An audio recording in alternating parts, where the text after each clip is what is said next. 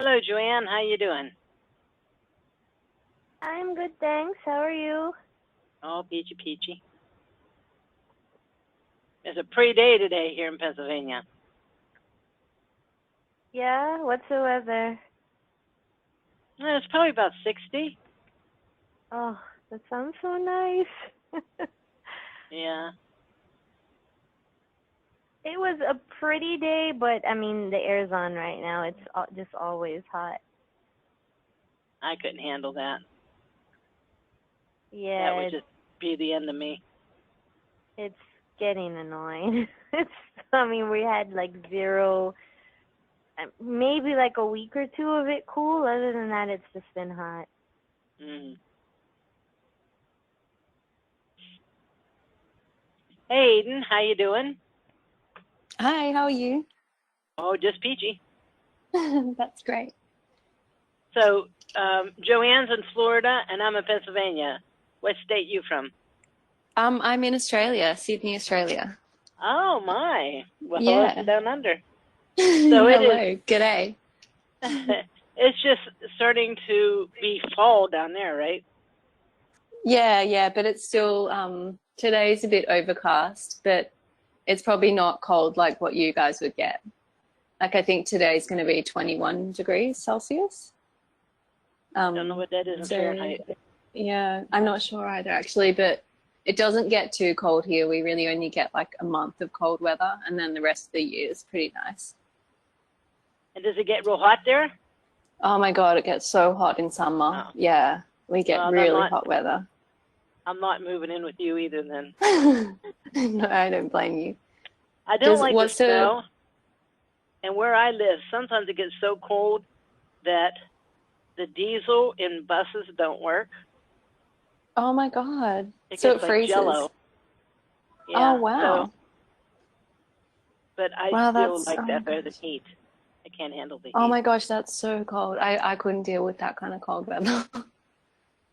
You get used to it. But I don't think I could ever get used Yeah. to the heat, you know. I suppose, yeah. Yeah, I personally haven't adapted fully to the summer heat here, but yeah, but I definitely couldn't deal with that kind of cold weather either. I just want something in between.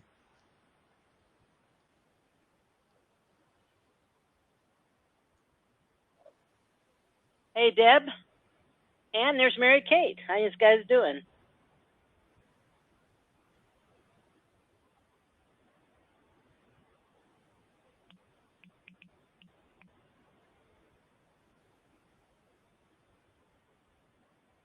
And Eden and Mary Kate, we cannot put you in the room. I don't know if you're not on computers, maybe you're using your phone or a tablet or something, but Joanne will say what's written in the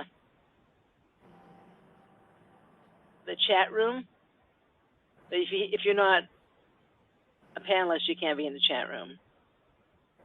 But she'll ask the questions. I'm on my mobile phone, so maybe that's why.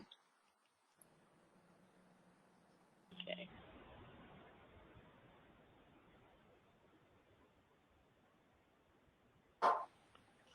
And we're joined by Amy and Bonnie. Welcome, ladies. Do you ever notice mostly women come to these things? We'll have like one or two men. We've never had like more men than women in one of these classes. Do you ever wonder why that is? I think women are more conscious about their health. Like, if my husband's typical, then he rather just ignores something till it kills him. So. Yeah, that might be it. You know, men, if the arm falls off, they just like duct tape it on. Spray a little WD-40 on, they just go on. Yeah, that could be it. See, not all my, but most of my early mentors were all men. Jonas Yoder, Dick Williams, Jack Richardson, Ed Bashaw. So it was like mostly a man thing whenever I first started. Weird, huh? Well, I'll tell you a funny story. When I just started doing classes with you, Dr. Mary, and learned iridology. And I did my husband's eyes. So according to him, the way he tells the story is that I went to class and then gave him a lung issue. So yeah.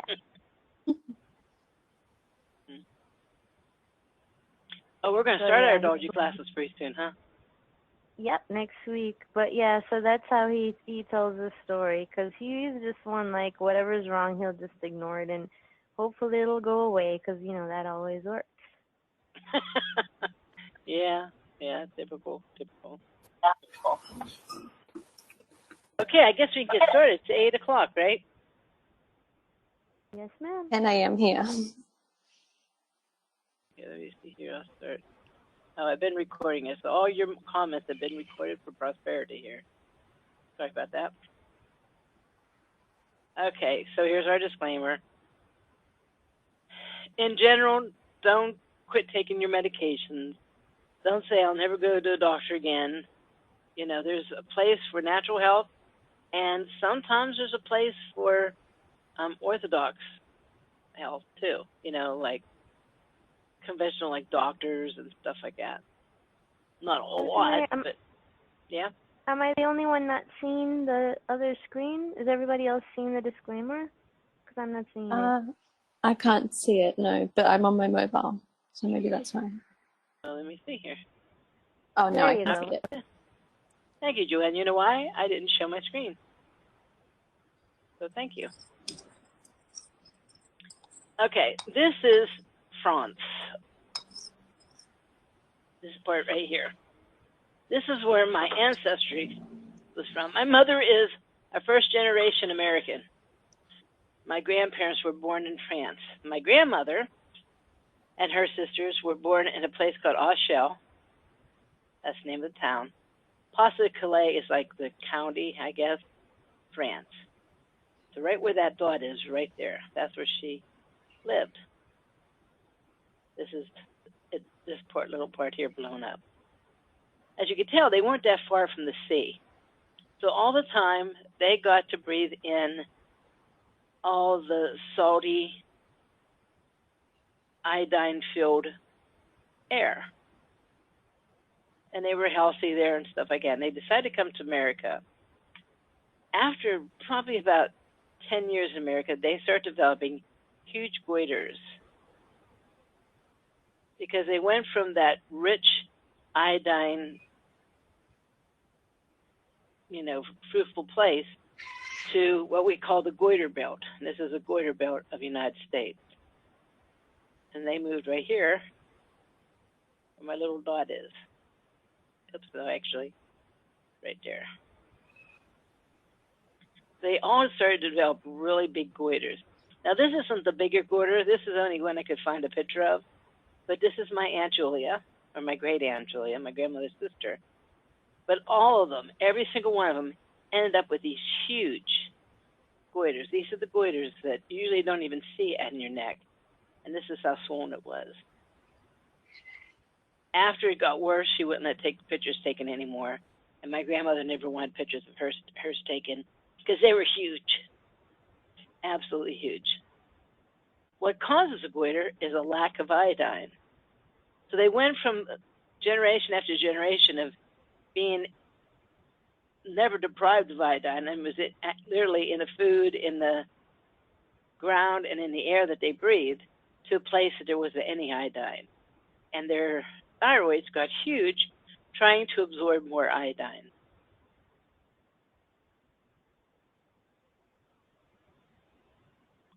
Most of the time, when you get a goiter, that means that the thyroid is kind of desperate and is not able to do what it needs to do. Therefore, it usually becomes hypo. You should get hypothyroidism. There are hundreds of thousands of people who go to the doctor. The doctor says, your thyroid's fine. But as we go through all these symptoms that we're going to go through, they have all the symptoms. I think only 5% and this is backed by Nature Sunshine, their research, 5% of the population that is told they have hypothyroidism actually do. 95% of the population will say there's nothing wrong with your thyroid, but they in fact do have hypothyroidism.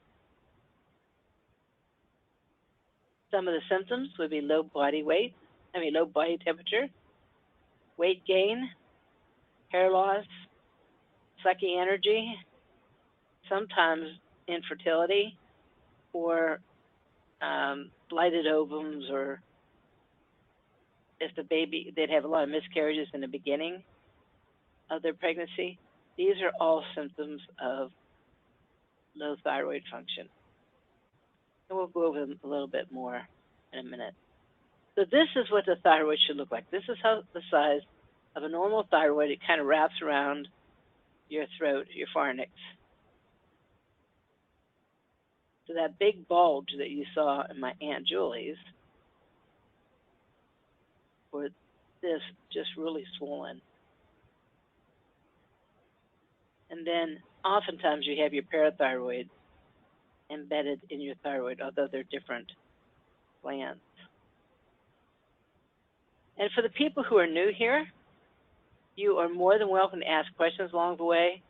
Just unmute yourself and say, hey, what about this? And ask your question. Or you can type it in and Joanne will read it to us. And once in a while, Joanne will send you a little ditty like this that you can click on in the chat box, and then you can read it later on.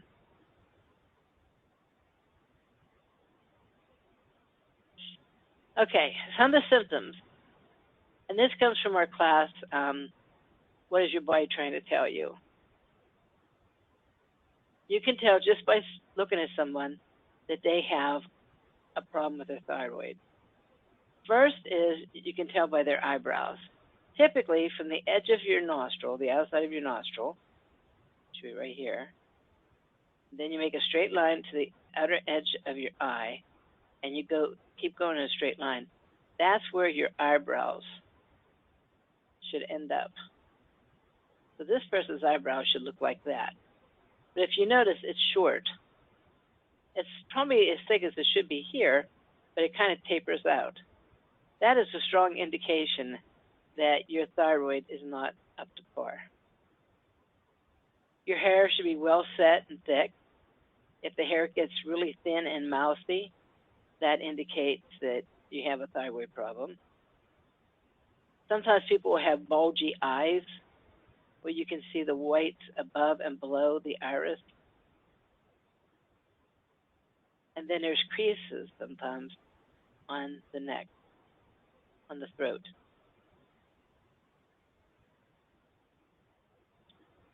Okay, this is me. This is what my thyroid looked. I had these upside down. This is what my thyroid used to look like. If you notice, the crease was really deep, and there's like a little bit of a puffing.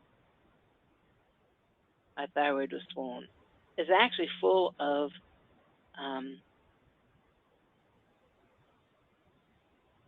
grape-like cyst or polyps in it.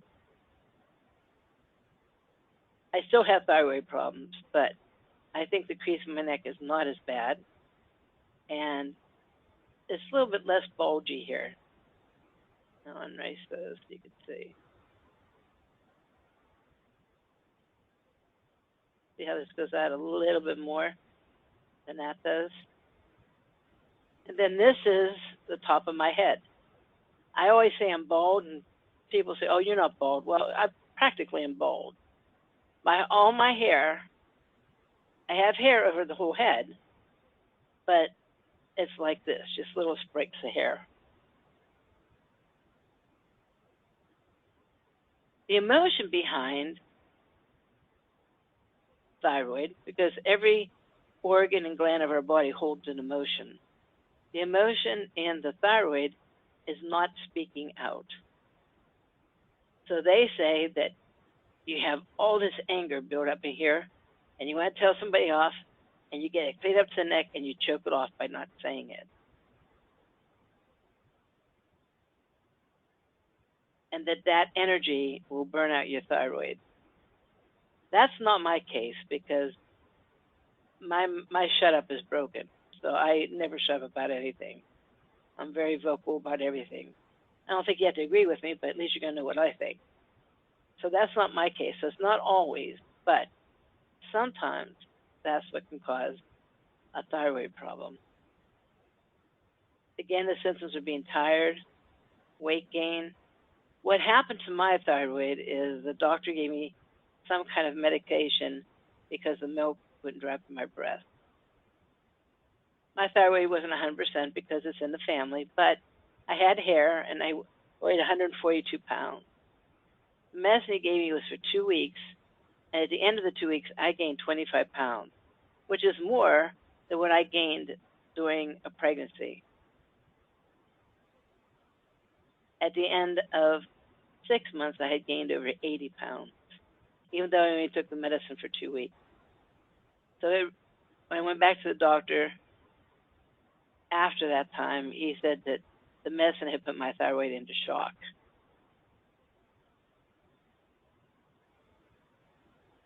A lot of times you're intolerant to cold.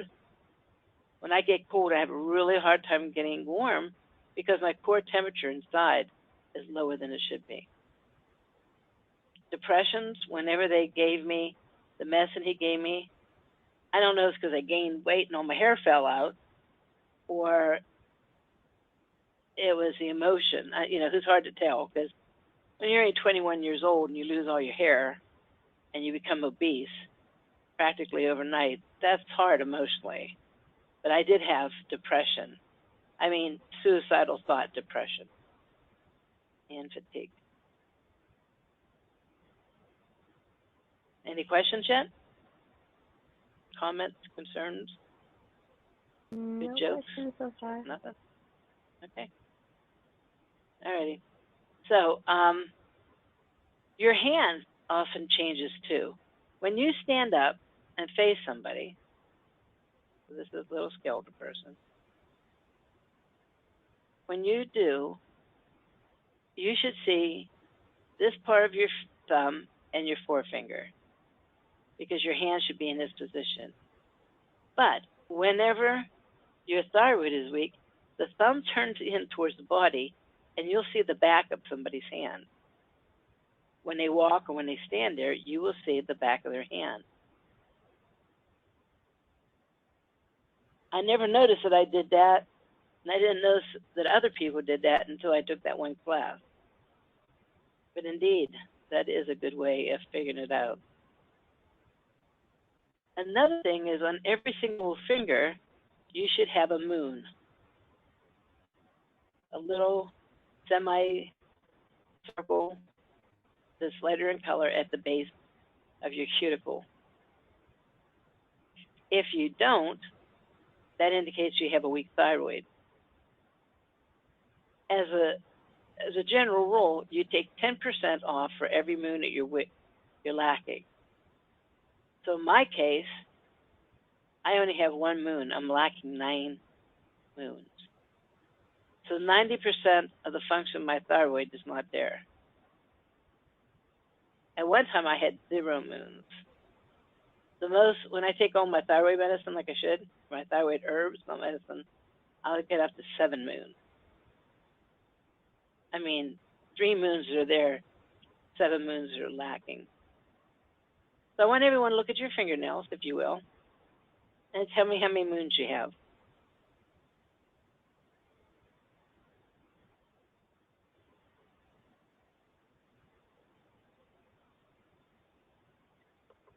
We have 8. Someone said they only have on their thumbs 7, 2.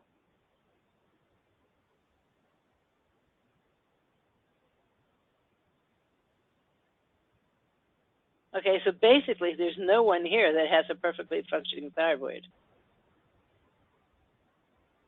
That's a lot more common than you would think. Okay. Other symptoms is your temperature. the body's temperature should be 98.6. Doctors have said, oh yeah, they used to say it's 98.6, but it can be 96 point something or 97. That's fine. That's just your own body. But it's not. 98.6 is what it should be. The reason why people's temperatures are going down is because their thyroid function is going down. And if you notice, there's more heavy people now than there were 50 years ago. If the temperature's not high enough, it does a couple things. One is it's harder to lose weight.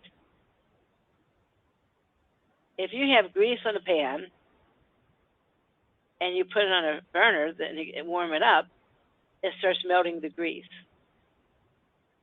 If there's fat in the body and your temperature is warmer, you burn fat. You've heard people call it burning fat.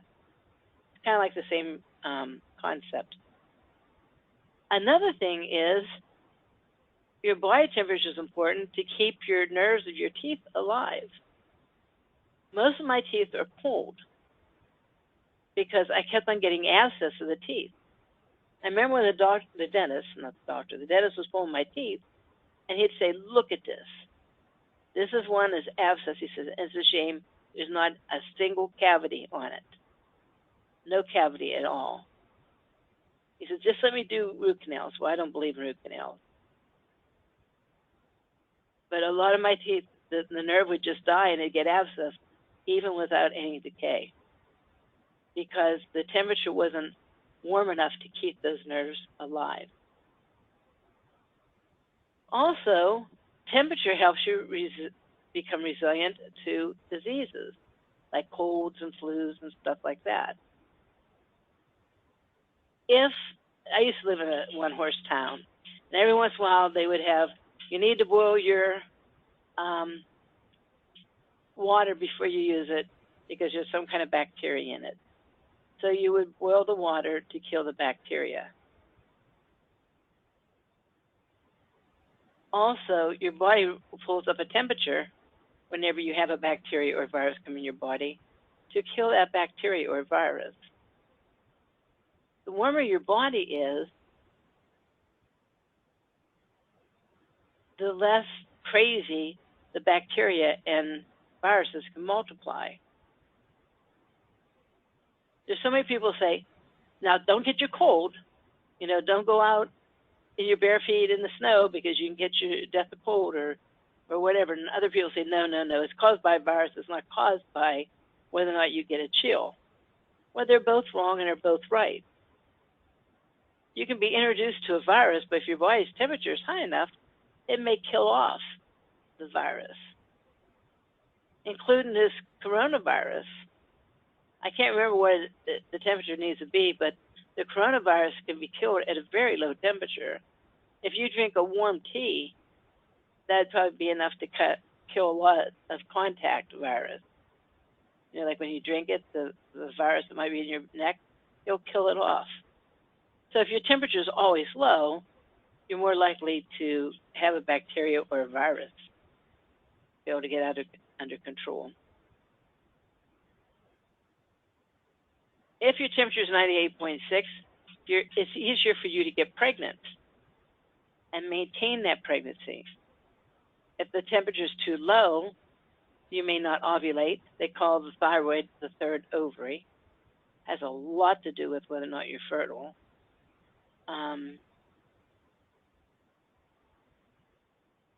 Also, your temperature needs to be 98.6, actually preferably 99.5, to maintain a pregnancy. People that get pregnant, and whenever they're only like 2 or 3 months pregnant, or even weeks pregnant, they lose the baby. 99% of the time, it's because their body temperature was not high enough to incubate that baby. Just like if you have a little incubator, if you have chickens, you leave the eggs in the incubator. If the temperature goes down because the lid's not on the whole way, the eggs won't develop fully. They'll start to develop a little bit, but they won't fully develop. If you're pregnant and your temperature is high enough to keep the baby alive, but not as high as it should be, you can end up with something called, well, you don't, your baby does, cretinism. Cretinism is a low IQ child. Sometimes they call it floppy baby. Whenever your baby's first born, even though it's just real little and it don't have a lot of control of the neck, they will hold the baby up by its arms to see if it starts bringing its chin this direction, which is something that naturally happens. But a baby has cretinism, they don't. Their neck will just, they won't try to go forward at all. They call it floppy baby syndrome. Other things that may show that your child has cretinism is their hairline goes low down onto the forehead. Instead of having a forehead like this, the hair might be down a little bit lower. Sometimes their tongue gets enlarged. They usually, you look at them and you talk to them, you can tell that there's just something missing with their IQ. They are easier to get an orangish hint around the nose and the eyebrows. Sometimes on the fingers, tips, and the nose too. Toes.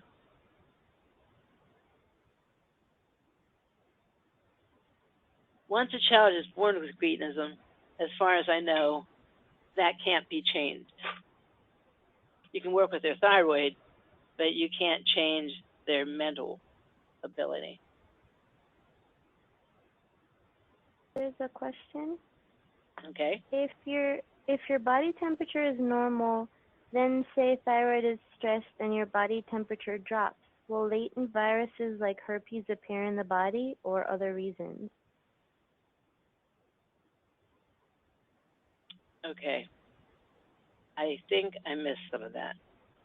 So can you read that again? Sheree, do you, would it be easier if you just explain it? You can unmute yourself.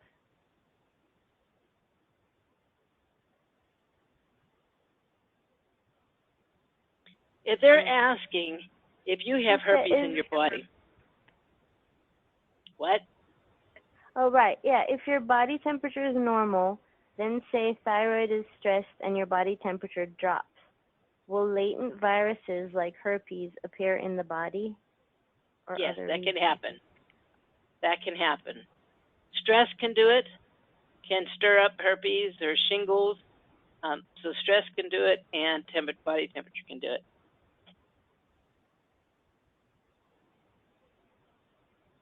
Is that what she was asking? She says yes, thanks. Mm-hmm. Okay, for people that do reflexology, around the big toe is where the thyroid is. I remember when I was real little, my mom, and I didn't even have the heavy weight gain and the baldness yet, but I knew I had something going on with my thyroid, or I should have known. Because when I wear flip-flops, you all know what flip-flops are, right? There's like this thing that you have in the middle of your toe, and that's kind of, you squeeze your toes together, and that's what keeps your shoe on. It used to hurt me so bad. And my mom would try to get from conscience. She would, remember the one time she got really frustrated and mad at me. She said, you just like to complain. And it wasn't it. It hurt in there.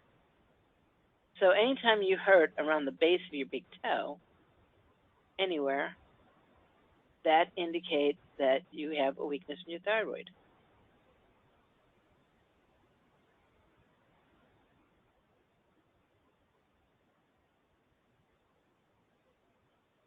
There is hyperthyroidism and there's hypothyroidism. Hypo is low and sluggish. Hyper is whenever the thyroid is too active, let's say. Hyperthyroidism is not a thyroid problem.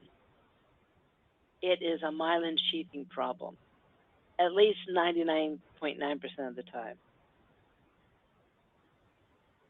This is an indication. This is called a collarette. And it indicates how thick the coating on your nerve is. So on your nerve, let's say this is a nerve, there's a coating on there. If it's nice like this, it's healthy. But if you can't see it very well, it could probably be very, very thin, like this one. So this one, you can see a very defined line the whole way around. It's rare to be this good. This is a really very good collarette, a very good myelin. This is probably almost average, but you see it here, but it's really thin. It's not as well of a defined line. You can see where it's supposed to be,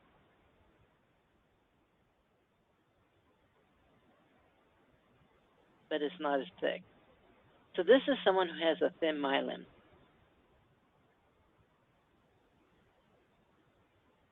All right, I'm going to tell you an analogy so you understand why hyperthyroidism is not a thyroid problem. Where I used to live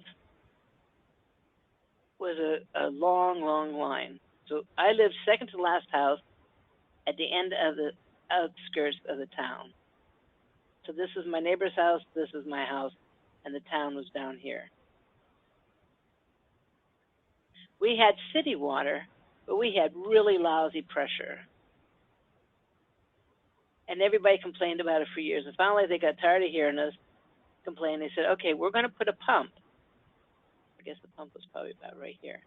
We're going to put a pump that is going to help you get better water pressure. But you have to go and buy one of these things here.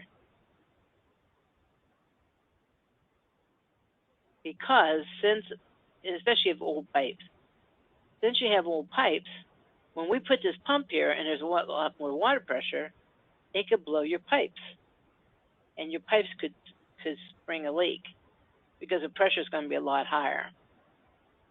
Well, my stepfather fixed ours and fixed my mom's, or my mom, theirs and mine.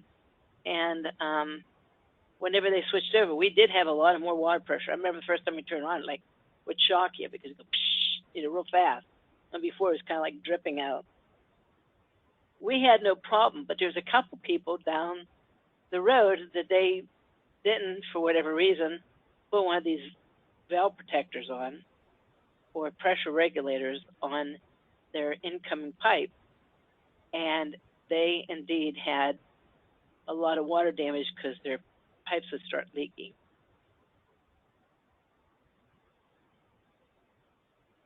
Okay. So, now, whenever the energy of the nervous system starts at the animation of life, and it goes to the outside of the eye.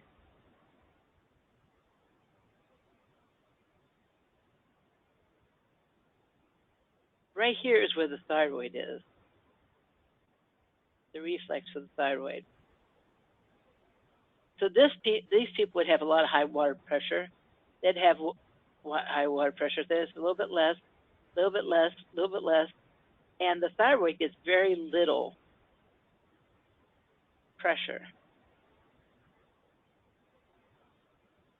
going to it, energy going to it. Same with this way. It goes in this direction, and the thyroid is right here.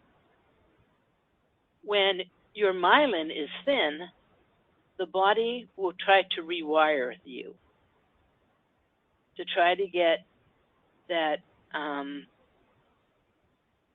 different organs and glands gets an impulse. So it will start going in this direction. And just like my neighbor's water pressure made their pipes leak, it caused a problem because too much pressure was going to their pipes. Well, this is going to be a lot stronger of an impulse than if it followed its natural energy flow. And that hyperstimulates your thyroid. I thought the world of Wendell Whitman. I thought he was a brilliant man, but he led me wrong on the thyroid. I had a cousin who had hyperthyroidism. And I said, what do I do? He says, thyroid, give her iodine. I said, even for hyper too? He says, yeah, absolutely, it's a thyroid problem. Well, whenever she took iodine, her thyroid went insane. It really went insane. It just blew up. Her eye bulged out. They had to remove her eye and do something and put the eye back in because it bulged out so bad she couldn't even close her eye. She lost all kind of weight. It was really, really bad because her body had to recircuit her.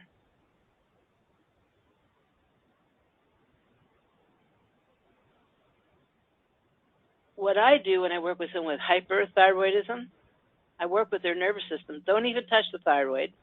Stay away from iodine. Don't even nourish the thyroid. Work with their nervous system, and they see an improvement. Okay, Joanne, I'm going to do something here. I have to do something. Would you tell them about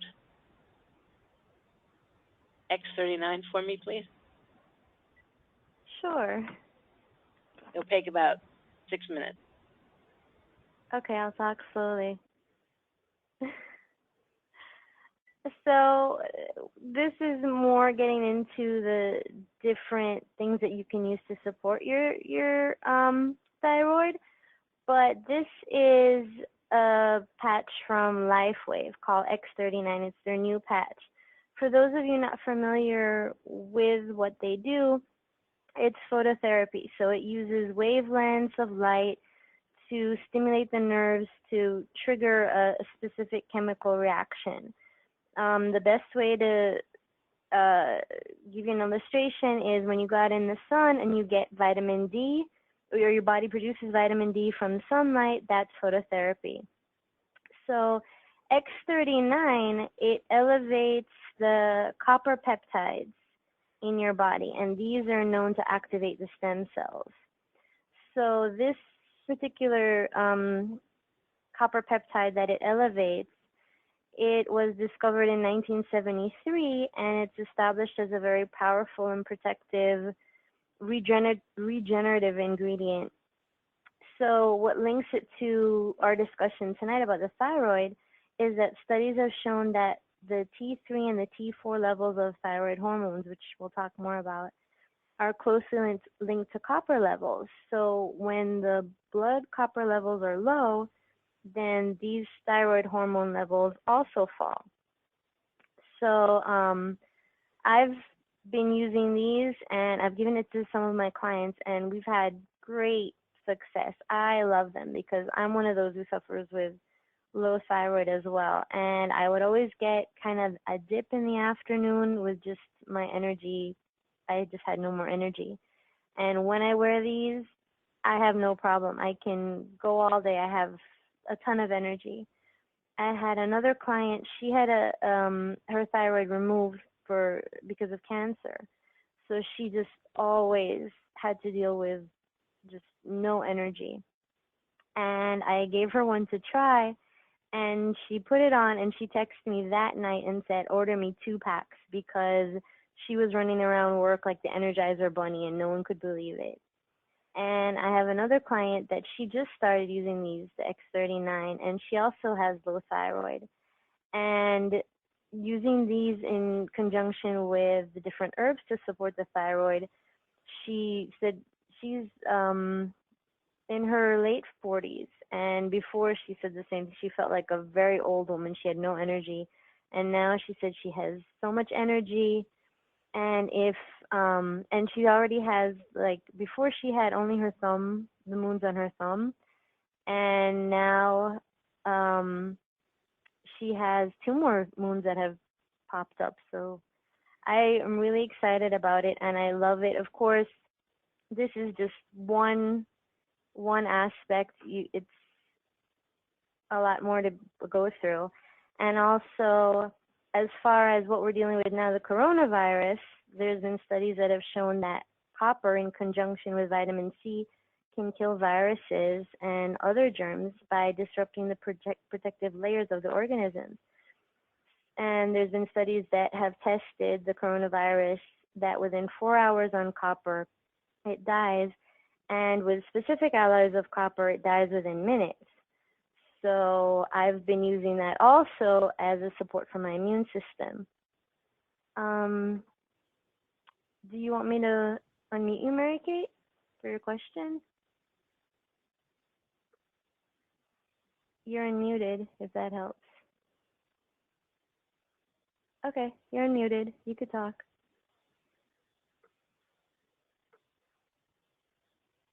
Okay, there we go. Can you hear me now? I can hear you. Hello? Okay, good. Yes, I'm here. Yeah, I had a question about the patches. So you say you put them on and they help with your thyroid, but you also use them in conjunction with nourishing herbs for the thyroid. How do you know when you can get off the patch, or is it something that you're going to just be on forever? Well, I mean, this is sort of usually at the end, so we kind of jumped around a little bit. But we're going to talk about ways to know if your thyroid is healthy. We talked about looking at the moons as an indicator, taking your temperature as an indicator. So iridology is an indicator, but all these things together. So nothing is meant, at least I know Dr. Mary doesn't use, and I don't use anything forever, but it's a matter of, you know your body, and there's different signs to say when it's weak, when it's not. So for me, personally, like I used to have only 3 moons, now a 4th one popped up, so I'm excited about that. And then taking my temperature, so there's different ways to indicate if your thyroid's weak or not. Okay, so if you're pretty bad off, you can plan on using the patches for quite a while. It may take longer. You know, it's all about how's your diet. It's kind of a combination of everything. How's your diet? How's your lifestyle? Stress? Everything plays a part. So, like mine was pretty bad. So, and for a very long time. So it's probably going to take longer. But the thing I like about the patches is you see results a little quicker than just being on the herbs alone. Okay. Okay, thank you. Does that answer your question? And then for Cherie, once Yes, or twice a week. Okay, great. And then Cherie, how I use them is there's 30 patches in a pack, and I use each patch for 1 week. It's 12 hours on, 12 hours off. So a pack for me lasts to 30 weeks. And yes, there's different patching protocols. If you're interested, you can contact me. There's a lot of different, different places depending on what you're trying to work on.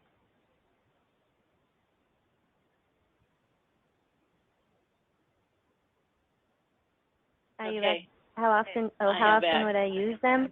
Okay. I use them, I try to remember to use it every day. Sometimes I'm kind of jumping out and I kind of forget. But for the most part, I do try to use it every day. And I definitely see the difference when I don't use it as opposed to when I do. And sorry, I'm answering my own questions. Where do I put the patch? So I rotate the patches. So I rotate between the back of my neck, over my thyroid, and 2 inches below my belly button in the middle. So I do kind of a rotating thing, just depending, and also so that your skin doesn't get sensitive to the glue or the tape. And that works best for me. Oh, sorry. If you don't mind me jumping in here. What I do, because I am really sensitive to that glue. So first time I shower, I usually flip it over upside down and tape it on with surgical tape because the patches are non-transdermal. It just works by the energies like acupuncture does.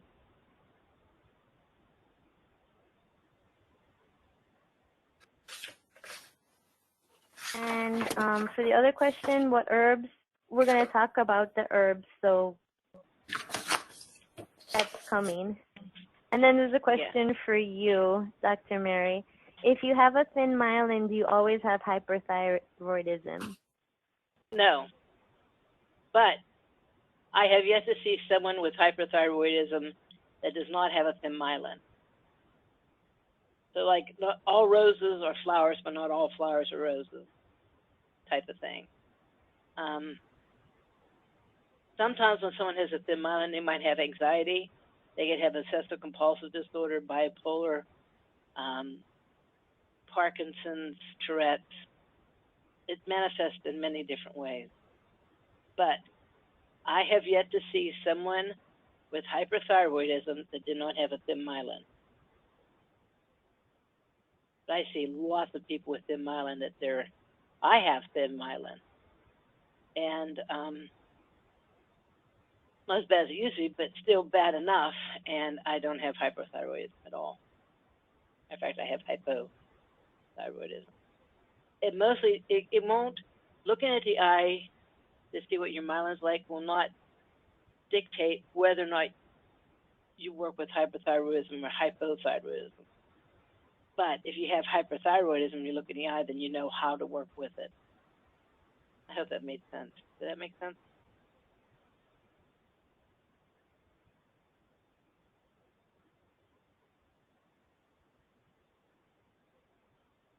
I guess not. Anybody follow me on that? Joanne, you still there? I'm still there. Oh, okay. She says yes. Okay. Alrighty. So, any other questions about hypothyroidism? Because again, it's not really the health of your thyroid that causes it. So I didn't put a whole lot of it in this because I work with that when I work with the nervous system. And it's okay with everybody. I'd like to get back, and the rest of this whole thing will be about hypothyroidism. If you have any questions about hypothyroidism, you can either email me or Joanne or ask questions now, and I'll try to cover them. But then we'll be kind of setting that aside and thinking about hypothyroidism.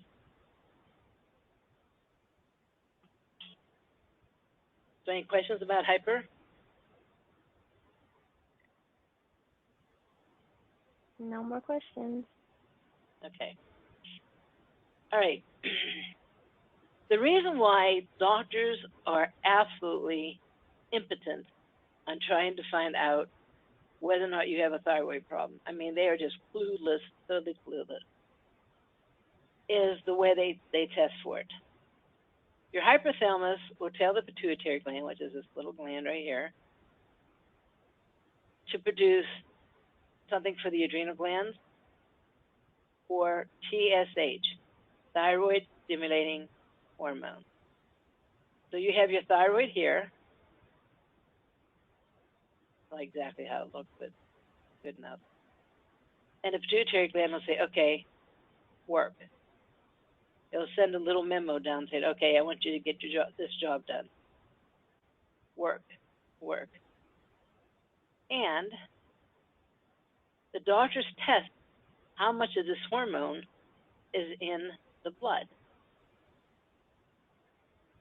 So if they say your TSH, you have 3 memos, you should only have to have 1 memo. So your TSH is high. That means your thyroid must be really lazy or sluggish. Because the more messages that's needed to make it work, the less it wants to work.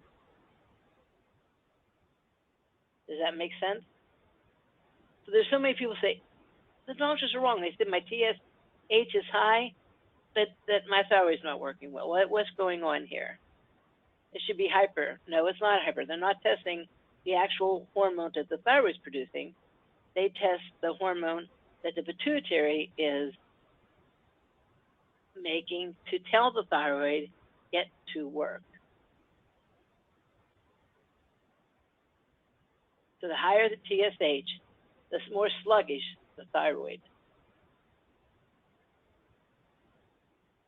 Everybody follow that?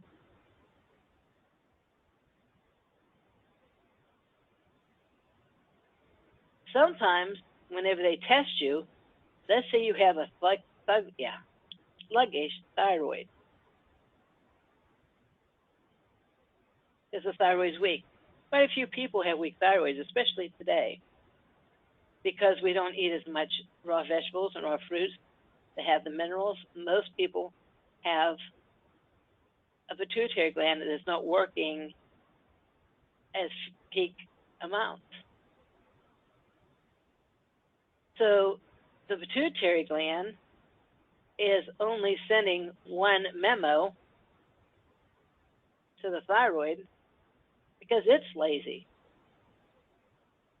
So if they see that, they'll say, oh, okay, well, the pituitary gland doesn't have to nag much, so the thyroid should be fine. But that's not so. It's just that the pituitary gland is weak and sluggish. So they can't find it.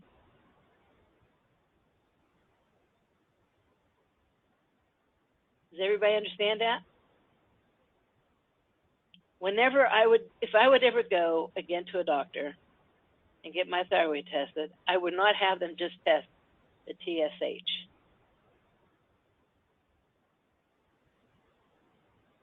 Why test the nagger whenever you want to really know what's going on with the naggy?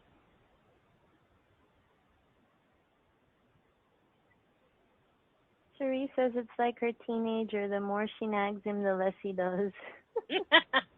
Pretty much so, yeah. But sometimes it gets to the point that I'm done nagging. And if they see how often you nag and it's less, they're going to think, oh, well, the teenager's doing his job better. Not necessarily. You might just got tired of nagging.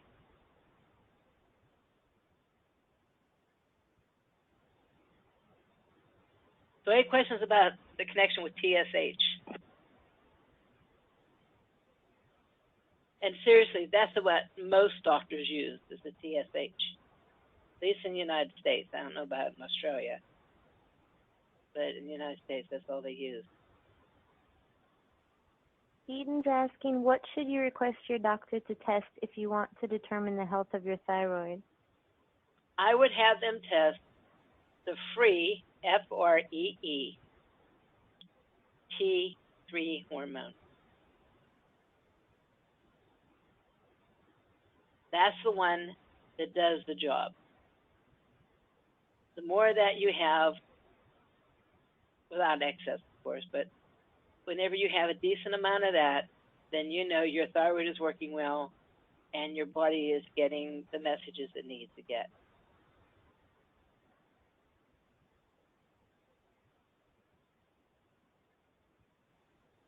Okay, now sometimes the reason why the thyroid doesn't work well is because it's starving to death. Just like my grandmother and her sisters had those huge goiters because it wasn't getting enough nutrients, it got larger and larger and larger. Well, not only because you're not eating or breathing in the right nutrients, but whether or not the cells are able to accept the nutrients. If your pH is normal, if your saliva pH is around 6.5, actually 6.3 to 6.6, then the cells of your body, the membrane is thin enough that it can accept nutrients and it can get rid of toxins. If your pH is off by either direction, it will irritate the cell. So the body will make this cell a little bit thicker, not quite this thick, of course, but a little bit thicker, to protect the cell, what's inside the cell,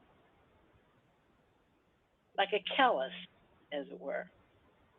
We're going to be starting weeding tomorrow, getting our garden ready, and I'll probably start getting blisters on my hand because it irritates the skin and the body will cause blisters. Then if I keep working, and it's a constant day in and day out irritation, the body would put calluses in that part of my hand to protect the skin underneath. And that's what the cells of the body does. It thickens the membrane, but when it does, it's harder for nutrients to get in and toxins to get out.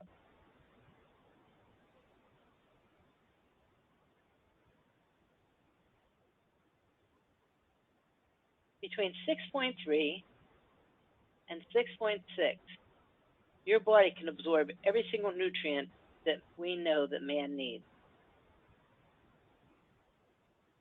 Iodine has the most narrow acceptance range. So if your saliva or your urine pH is, say, 6.8 or 6.0, your thyroid can't easily accept the iodine into the cells because it will be too thick. So 6.5, it can. At 6.8, not as much. Working with your thyroid, it is vital to know what your pH is so you can balance it. If not, you won't get as far. In my case, because the iodine goes to the cervix, well, first it goes to the thyroid. The lobus goes to the cervix, to the breast, and to the liver. When I used to take iodine or kelp or anything with iodine in it, I would hemorrhage because it would mess up my liver. My thyroid wasn't able to accept any of it at all. Never saw any benefits with my thyroid. It just messed up my liver. So any questions about the need for pH? If your pH is not normal and you try to work with your thyroid, you're not going to get very far. Yes, there's some questions. How often should you have your pH tested? How quickly does it change? It depends how long it's been out of range and how quickly it changes. Now I have mine to the point that I test it every Monday morning. But when you first start out, you may have to test it a little bit more often than that. I like to know what the cells have been bathed in all night long. So I do first sputum, first urine when I wake up in the morning. If your pH is really badly off and you're working with it, as I said, you might have to test it every couple of days.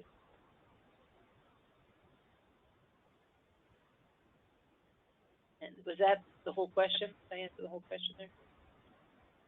Yes. And there's another question. Someone says, my friend who is very sensitive developed a UTI in the last 2 weeks, and when we tested her pH, it was 5. Could the stress from the COVID-19 have caused her UTI, or is it a coincidence? She has only had one other UTI in her life, aged 49 years. Okay. First, worry. A UTI is an infection, usually bacterial, although it can be yeast or whatever. Worry can cause your pH to get off. 5 is very acidic. She might even have cystitis. Did the doctors actually test her and see if there was an infection in there? Because at 5, her lining of her bladder could be so thin that the urine alone can irritate and make you feel like you have a bladder infection or a UTI. She doesn't want to go to the doctors. Understandable. I'm not saying I would never go to the doctor, but just because you go to the doctor doesn't mean you have to do his stuff. They could test the urine and find out for sure. But let's say it's not a UTI. It is just from the acid. Yes, worry about anything can cause your pH to be off. And definitely a 5 pH can be irritating the crap out of the bladder. I mean, it can even to the point that you find blood in your urine. What I would probably do would take care of the pH first. I would probably take marshmallow root 4 every hour and drink a lot of water and urinate as often as possible. At the end of that, like at the end of the day, let me know what it is. You have my email, right? I hope you have my email. If not, it'll be at the end of the class. And let me know how it goes. Hopefully that will start changing her pH a little bit. Also, I really don't like, I don't know about you all, but I'm about sick and tired about this coronavirus. It is a bad cold. It is. Just like last year was bad cold. I had more people last year tell me, man, I had the hardest time kicking this cold. It lasted a long time. I got really sick. So the cold viruses are getting worse. But that's what the COVID-19 is. It's a cold virus. And any cold virus can settle in the lungs. And there are people that are dying, but they have blown it so out of proportion. You would think that Ebola was going around. Or some kind of, true pandemic. I don't consider this a pandemic. I think it is a bad cold virus with a lot of hype behind it. So try to have her relax and maybe research what a lot of the doctors are saying. One thing, it takes 14 days, up to 14 days, for the virus to present any kind of symptoms. That's a slow-moving virus. It's not an aggressive virus. So it isn't scary like you see an outbreak in these horror movies where people touch something and 2 minutes later their skin starts bubbling and they die. That's not how this works. Another thing is most of the people who have died have done so because they were given an antibiotic. An antibiotic kills the good bacteria in your intestines, and you are less able to fight off a virus. Because 85% of your immunity comes from your intestines. So if they kill all the good bacteria in your intestines, it's going to weaken your body's resolve to get over this. And then there's herbs that you can take. So I know everyone is scared to death of this stuff. I know someone who has not looked at her mail since this all started because she's afraid to touch her mail. But a lot of it is hype. Really, a lot of it is hype. There are tens of thousands to almost 100,000 people every year that die from a cold. And that's sad. And there's probably going to be 1,000 people that die from this. Maybe even 120,000, who knows? But it's not as scary as they're trying to make it. It's really not. So, let me know if that helps with her pain. Or if she gets a fever. If she gets a fever, then go right away, and I would get her on some lymph gland cleanse, all-cell detox, things like that to help get rid of the infection. There's a question. You said to take 4 marshmallow every hour. Is there a maximum? No. Marshmallow root, you could eat 20 bottles of it and not anything happen.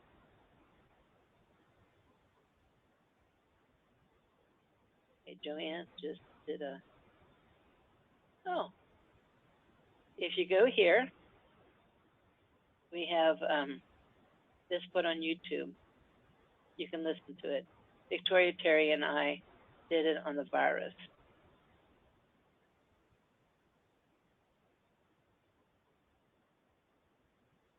Okay, any other questions? That is it. They say thank you. Whenever you're working with the thyroid, you always have to keep the adrenal glands in mind. Because whenever one of these glands do not work, the other gland will try to take up some of this job. Sometimes the reason why the thyroid is getting weak is because the adrenals aren't doing this job. Sometimes the adrenals will produce a cortisol, which actually slows down the production of free T3. So this will do something that kills this.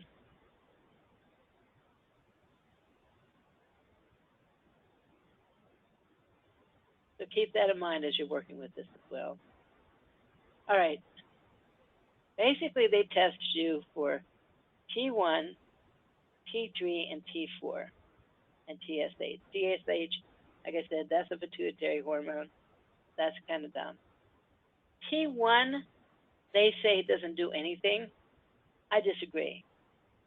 The body is so efficient, it doesn't do anything that is like, everybody has this. Everybody produces T1. There's nothing in the human body that everyone produces that doesn't have a purpose. I think they just haven't found it yet. They usually test for T1. Then T2 is a protein, and they usually don't even test for that. Then we'll get to T3 and T4 in a second. Did you know that polyunsaturated fats slow down the thyroid function? So does cruciferous vegetables. We'll get to that in a second. Fluoride does. So check to see if your water's fluoride. Bromine, mercury, fluorine. Try to avoid these things.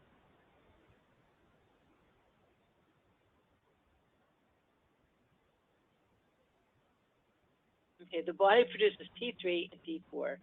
When it produces T3, I thought I had T3 here. I guess I don't. Okay.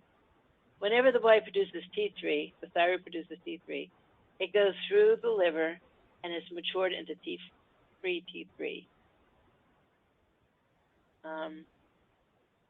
T4 is called because there's 4 iodine molecules that are attached to the hormone. T3 only has 3. The free T3 is the most beneficial to our body. Here are some YouTube thingies if you want to, if you email me, I can send you the links, you can watch it about all this.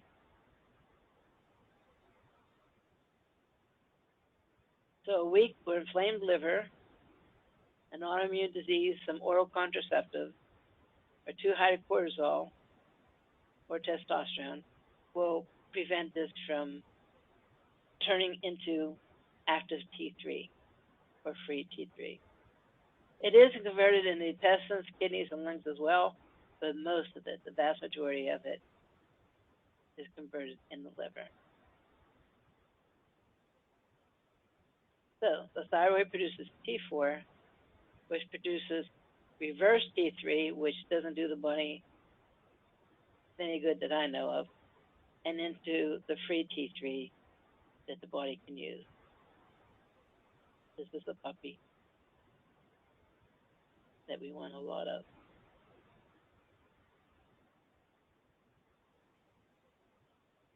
Things that decrease the conversion, we went over them.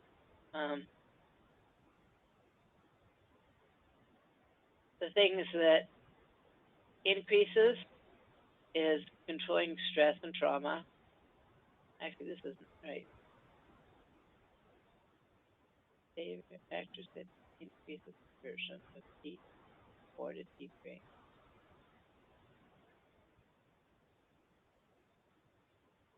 These things are not good for you. Not enough of these things can slow it down. So I think I had this written wrong. So you want to avoid all this. You want to supplement your body with this. Make sure the liver's working well. Make sure the thyroid is working well. Add these nutrients.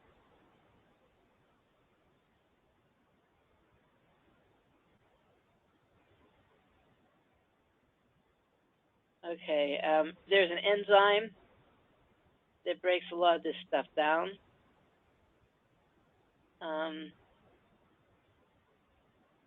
Basically, make sure you keep your cortisol levels low. I like parsley to help soothe the adrenals. Make sure your liver's working well. Stay away from heavy metals. Common sense, all. Reverse T3 is what cleans the excess T4 out. If your reverse T3 is too high, check your blood sugar, check your stress, check your liver.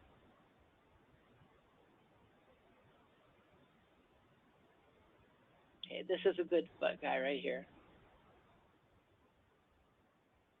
This is the only form that can work on the tissues of the body. You need the liver working well, you need the good flora. Eating a lot of fermented foods will be helpful. If your free T3 is low, you have a hard time with concentration, depression, brain fog, focusing, and anxiety. And if you get to your blood test, that's what the level should be.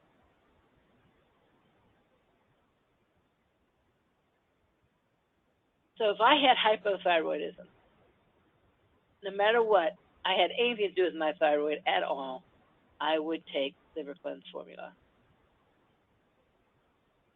Because without the liver converting and cleaning out the T4 and all that stuff, you're not going to keep it balanced. That's always the base. Then I would probably start with some Dulse, liquid Dulse. If that doesn't seem to do anything, then you can check your temperature and check your fingernails for the moons. Then I would probably take thyroid activator.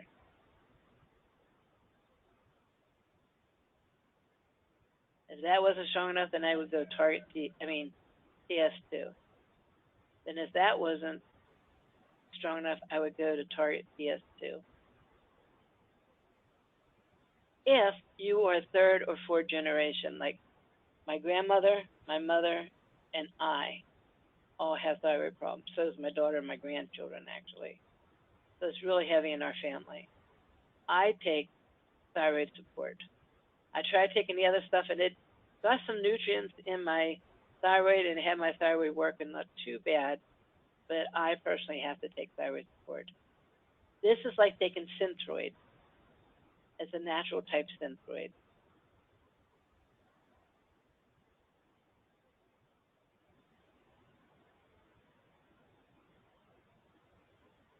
Okay, so make sure you have enough iodine. I use pink Himalayan salt.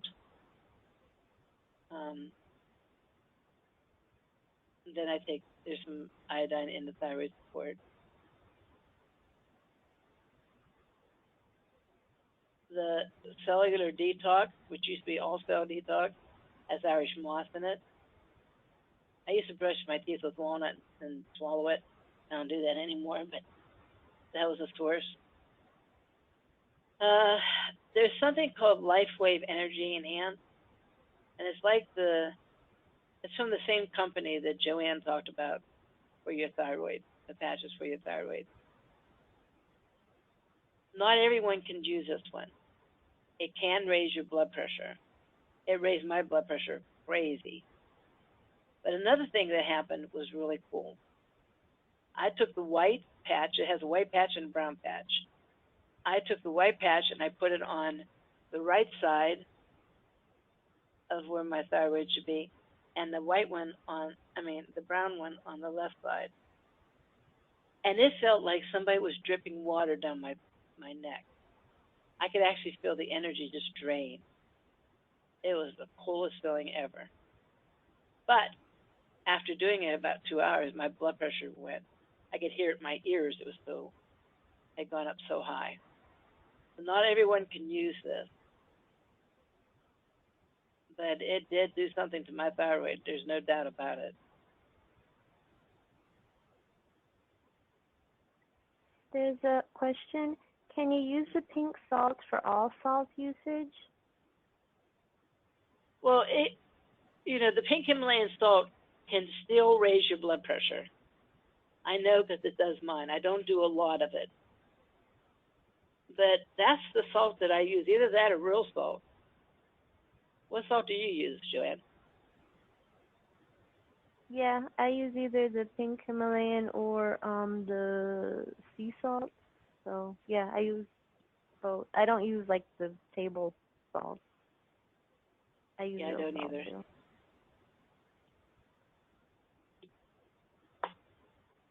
That reminds me of this really cool thing I thought was so funny. There's an advertisement for pink salt that said how it's been in the ground for hundreds of thousands of years. And then on the bottle that the guy had, it had expiration date. He says, after 100,000 years, I'd buy it 2 weeks before it's outdated. I thought that was kind of hilarious.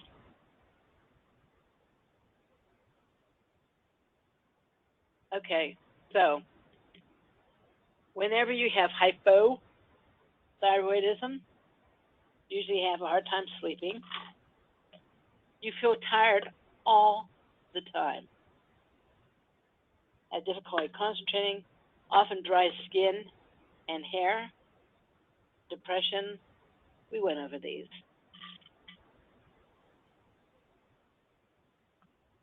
And this makes sense for the this is hyperthyroidism. And you get anxious, irritability, kind of twitchy. Sometimes your eyes bulge, as I said. You have weight loss sometimes, not always. Some people can hyperthyroidism and actually not lose weight. I had a friend who had Graves' disease, and she actually thought she had hypothyroidism because she was gaining weight, and here she actually had hyperthyroidism. So the human body is kind of funky. It does all kinds of things. There's a question. What if you fall under a few of each as far as symptoms in hypo and hyper? Then I would look at your eye. If your myelin is thin, I would work with the myelin first, because it's a lot easier to recover from hypothyroidism than it is hyperthyroidism. Hyperthyroidism can get to the point that your heart is beating like crazy, and it can even cause a heart attack or a stroke. So I would work with that first. If your myelin is hunky-dory, then I would just nourish the thyroid. It should straighten out. But I never start nourishing someone's thyroid if they have a thin myelin. It's just not worth the chance. She says yes, she has a thin myelin. Okay, then I would work with your nervous system first, which is a real pit because you feel like, I'm tired. I would like some energy. I'm just dragging here. And you know there's something that can give it to you, but it's really not worth getting hyperthyroidism over. People who go through hyperthyroidism go through hell. They really do. They end up with like one big anxiety attack. Okay, any other questions? No, that's it. She's just agreeing with you that she's tired all the time and her myelin is almost non-existent. Yeah. So as sucky as it is, I would wait on the thyroid. I would, or if you do the thyroid, just a little bit.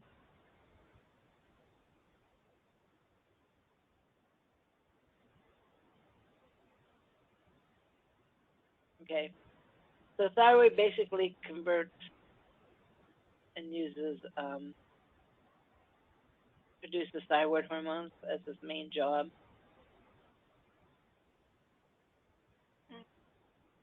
And if you have a weak thyroid, a hypothyroid, I would cool it on the cruciferous vegetables.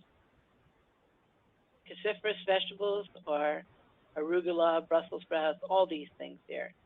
Broccoli, cauliflower. The only bad thing is a lot of these also have indole-3 carbinol in it, which is, oh, here it is, indole-3 carbinol, which is very good to prevent breast cancer and any kind of estrogen cancers, fed cancers. I love cauliflower. Cauliflower is probably raw cauliflower with a little bit of dressing on it, ranch dressing. I know the ranch dressing is not good for you, but Marie's is not too bad. That is probably my favorite food in the world. That and tomatoes. I love it, love it, love it. So what I do is I will eat it and take my temperature. And as soon as I see my temperature going down even just a little bit, then I cool it for a while. But I don't cut these out all the time. I use a lot of these things on a regular basis because they are so good for us. Especially this one.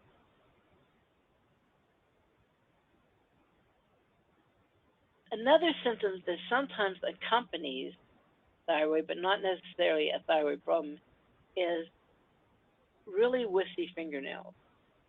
That the nails are almost like wax. Your nails should be like thick enough, strong enough that you can like snap them like that. If it doesn't, you may be lacking silica. Silica is probably the second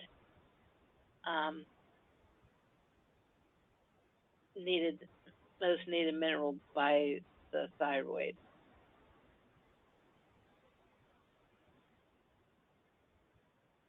So I would take HSNW with silica. I said silica, huh?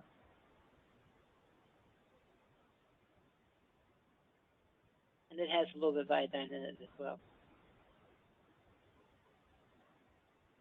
And then this is what I take. I do not suggest you start taking this because once you start taking it, it makes your thyroid a little bit lazy. So now when I don't take the thyroid support, my thyroid will swell a little bit. I'm just trying to take over the amount of hormones that I was getting. Because it has a thyroid glandular and it has a pituitary glandular in it too.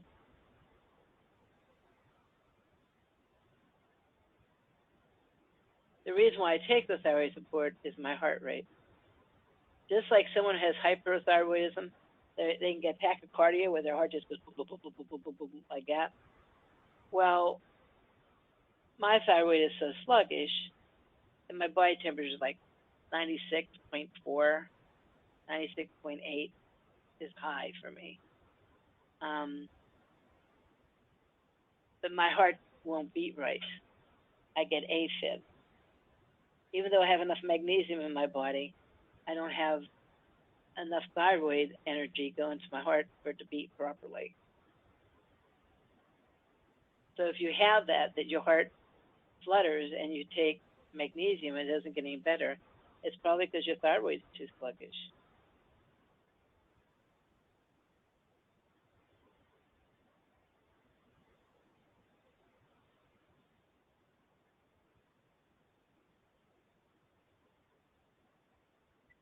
There's a question. Would cat's claw be good for the person who has the UTI? It could. If she knew for sure she had a UTI. Whenever your urine pH is 5.0 and your saliva is 5.0, there's a really good chance that the mucosal lining in your bladder, so like your bladder, I know that doesn't look like a bladder, but let's say it's a bladder. There should be a lining in here. And that lining should be so thick that the acid doesn't touch the wall of the muscle. But whenever your pH has been bad long enough, it will wear this down so that you have places where the muscle is not covered. And the acid in the urine just burned the snot out of it, and it hurt. It feels every bit as bad as post-cystitis, and is every bit as bad, if not worse, than a bladder infection. I don't know for a fact, and that's why if she got her urine tested for an infection, and they found a bacteria, or they found yeast, and wouldn't know what to do. But if they find nothing, then it's probably this scenario. And that's what I would do, the marshmallow root. She said she doesn't have the urge to pee, but it is a bit painful to pee.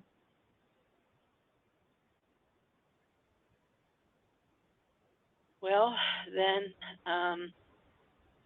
that would indicate marshmallow. And I probably would not do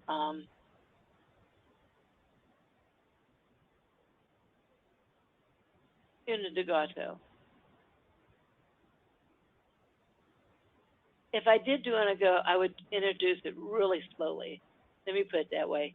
Because with acid that high, you give her a couple unidigato a day, and she can get diarrhea so bad she'll never talk to you again. It's just going to pull a lot of that acid out.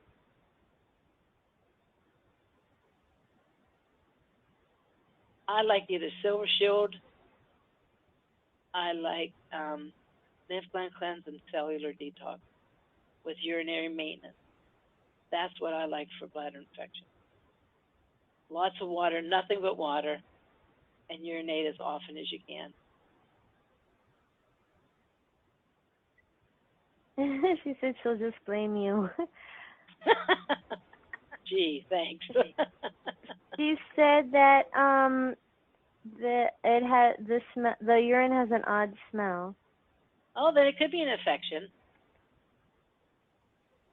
So the urinary maintenance, the lymph gland cleanse, and also detox is what I would do. Heavy amounts. If she's not hypoglycemic, I would do the regular lymph gland cleanse. I would probably give her 12 to 18 a day. Same with the cellular detox, unless she has loose bowels, because it has a little bit of cascaria, just a little dab. And urinary maintenance, I would do it a high amount. But if there's a foul smell to the urine, then that could very well be an infection.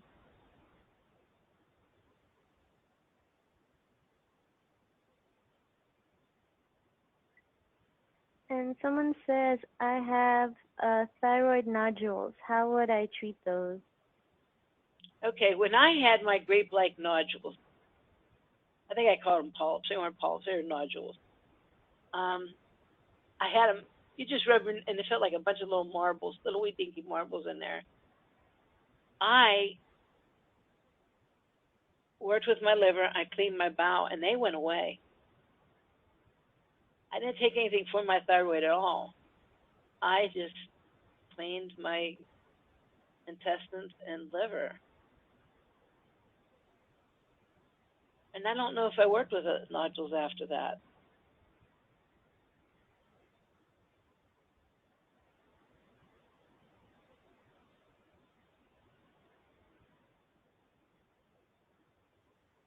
That's what I would try.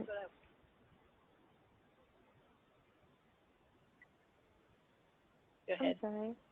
And then back to the UTI, if she takes all that stuff, how long should it take? In 2 days, she should say, my friend, thank you so much. It won't be completely gone, but enough that she knows it's doing something in 2 days.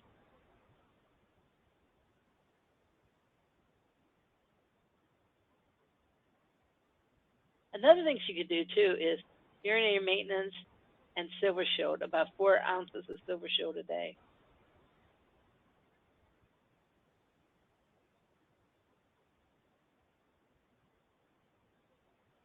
You see, what I like about silver shield is it helps if there's bladder flukes. It would help with bladder flukes. It would help with yeast, a bacteria, or a virus.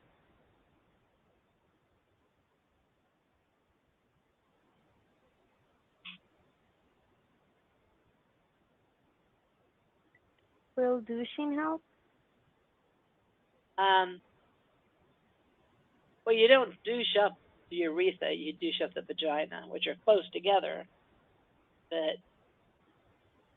it's like scratching your left elbow because your left shoulder's itchy. You know, you're close, but it's not quite the same thing.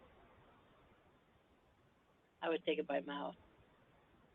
You could slather all down around there with Silver Shield gel.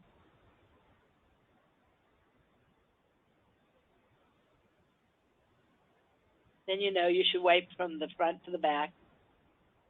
Make sure no E. coli. E. coli in a bladder is a pain in the butt to get rid of. Oh my goodness. It really, really is.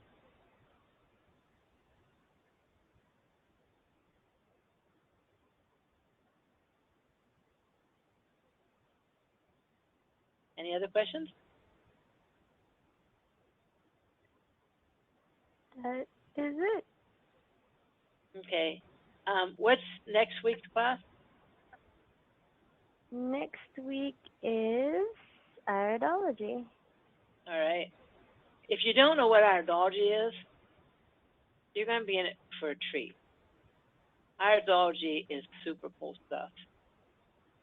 I'm not teaching it the way that IPA teaches it. I am doing the old-fashioned Jensonian iridology.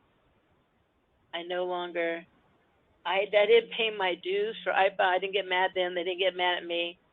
But I dropped out because I just didn't pay my dues.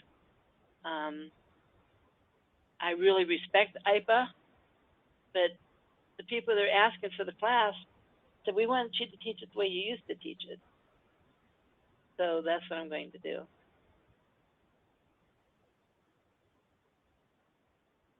It's really cool stuff. You'll love it, I promise you. Well, Joanne, as always, thank you for your help. You're amazing. My and pleasure. I absolutely appreciate it. And can I just say, if anyone wants to see any of the clinical trials or anything for the X39, you can email me and I can send those to you. Do you sell it cheaper still than they can get it on the thingy? Yes, I buy everything in bulk. So, because they are in hot demand, so I go through them pretty quick. But it makes it easier and cheaper. Yeah, I can get them cheaper. I think I am. Aren't I your sponsor in this company? You are, yes. But she can get them cheaper than I can, because she does a lot more than I do. So, and then she's sweet enough to pass a lot of that savings on to you, which I think is pretty amazing.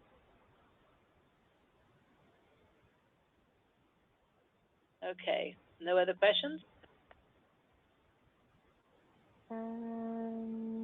No, ma'am. Alrighty, well, I hope I see you guys in the next class. Thank you for attending, and Joanne, you're the best chick. Thank you so much. Thank you. Thanks, Sherry. Okay, good night, everybody. Take care.